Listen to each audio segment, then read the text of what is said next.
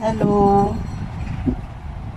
I'm preparing na for my 6th chemotherapy session.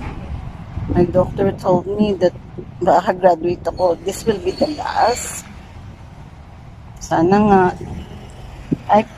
I'm praying to God na ito na yung last at makagraduate na ako kasi feeling ko hindi na kaya ng katawan ko kung dadagdagan ko.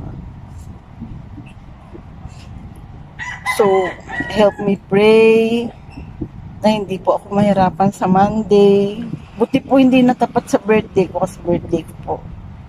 Ka-birthday ko si Mama Mary.